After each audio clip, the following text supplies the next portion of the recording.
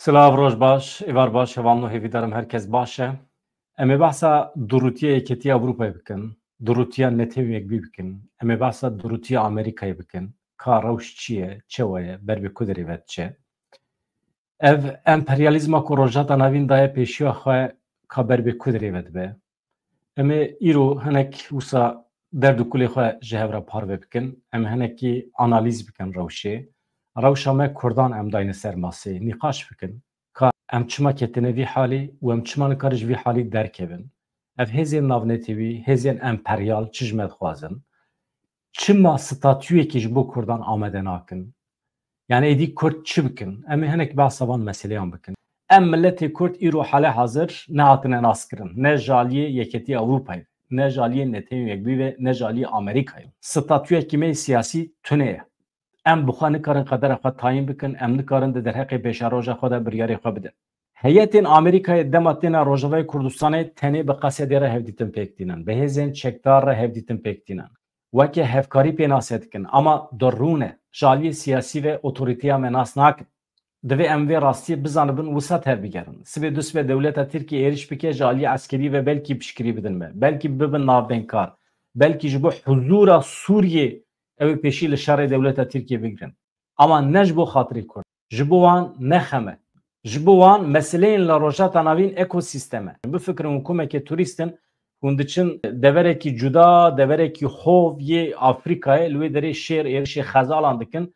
Li wê derê hûn mudaxele nakin. Hûn çi dibêjin? Hûn dibêjin ya ez vê derê bama, vê derê nebama jî şêr êrişê xezalê dikir, dixwar. Wê demê ya baş ez mudaxele nekim. Em bihêlim xweza çawa rêva diçe bila wisa rêva biçe. Amerika, welatên Ewropayê bi vî çavê li rojata navîn dinêrin. Dibêjin ev 7 sal e ev cîranê hevin, tim êrişê hevûdû dikin, serê hevûdû jê dikin, li hev dixin, hev dixwin, ji hev re tiştê xirab dibêjin. Taîb êrişê Kurdan dike, hevûdû dixwin xilas dikin. Ne şerê min e, ne karê min e, ez tevlî nabim dibêje. Yani li Afganistanê, li Pakistanê, li Sri Lankayê însanan hevûdû xwar xilas kir. Ez canan milletê Kurd fehm nakim, heqeten fehm nakim. Li Yekîtiya Ewropayê parlamenterê me hene? Hene. Li Parlamentoya Ewropayê di nava xebatan de ne ama ji bo kî xizmetê dikin, ji bo çi xebatê dikin em nizanin ama ferdên Kurdan di parlamentoyên welatên Ewropayê de ciyê xwe digirin. Hinekî wan wezîrin, hinekî wan di astê gelekî bilind ne, hinekî wan awqatin, parêzerin, akademisyenin dixebitin. Ama em dibînin ku di dawiya dawiyê de fayda wan ji Kurdan re tune ye, ji milletê wan re tune ye. Weke ferd bi eslê xwe Kurdin lê di parlamentoyê xelkî de wezîfeyê xwe dikin û ji xwe re di nava karûbarê wan de tiştên herêmî re eleqedar dibin. Biçin li Belçîkayê, li Holandayê, li Almanyayê wezîrê wan jî Kurd in. Ama fayda wan çi qas digêje Kurda? Di dîplomasiyê de çi qas xizmetê dikin? Tune ye, zirnik tune ye.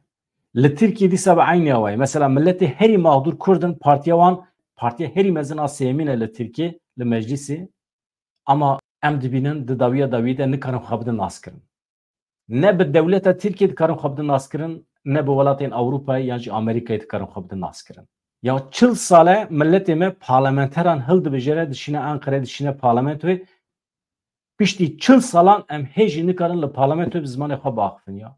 Ya çi ye mesele çi ye? Ew qas zehmet e. Yani em radibin li meclisê çar gotinê kurmancî dikin em ji bo xwe weke serkeftinekî dibînin. Di qeydan de jî dibêje zimanê X derbas bû. Parlamenterê me yê li Enqereyê hêjî nikarin li ser navê milletê xwe li Ewropayê dîplomasî bikin. Halbuki yani milletê ku herî zêde li hember zihniyeta kevneperest e, milletê ku herî zêde li hember Daişê şer kir dîsa milletê Kurd e. Milletê Kurd di vê rê de heta niha bi qasî 16,000 ewladê xwe daye feda kiriye. Keçên xwe, xortên xwe yê herî bedew, yê herî jîr, keç û xortê xwe yê herî zana. Çünkü di tekoşînê de keç û xortên herî zana cih digirin. Bi hevkariya Ewropayê û Amerîkayê elbet. Ama di dawiyê de ew xiyanetê li vê hevkariyê dikin û me nas nakin. Yani derdê min ew e ku statûya milletê Kurd divê were naskirin di qada navnetewî de îro gelekî zorê min çûye. Nûnerê netewekbûyî diçe, colanî dibîne pêra rûdinê ama heta niha nehatine Rojavayê Kurdistanê bi rêveberên Rojavayê Kurdistanê re rû neniştine. Ka hevkarê we bû? Heyeta Yekîtiya Ewropayê çûye Şamê bi colanî re civiyayê. Amerîkayê jî were biçin. Her bikevin dorê. Biçin, tuhaf bin. Hat welatên Arab jî bila heyetan çêkin biçin dorê de hev bibînin. Biçin. Sûriyeya nû Şam ji xwe re bikin qibile. Hat Tayyip Erdoğan jî bilhere nîgê Colanî maşke hatî. Li navê bikin Fatihê Şamê de hatî. Halbuki xortekî cahil e halê xwe. Ne zane rûnê, ne zane bimeşe, ne zane baxete. Mesele zanîn û cehalet jî ne divê derê de. Biçin li Rojavayê Kurdistanê mirovên herî zanayê cîhanê hûnê di nava jinên Rojavayê Kurdistanê de hûnê bibînin. Di nava mêrên Rojavayê Kurdistanê de bibînin. Hemî ciwanên Rojavayê Kurdistanê qasî heft bavê Colanî zanan e, jîr in, filozofin. Ama kêr naye. Mesele zanîn terê nake. Mesele ew e. Modernî li gorî hukûqa navnetewî tevdîgerê, li gorî pîvanên navnetewî tevdîgerê, li gorî medeniyeta îroîn ya mirovahiyê tevdîgerê. Ama têr nake.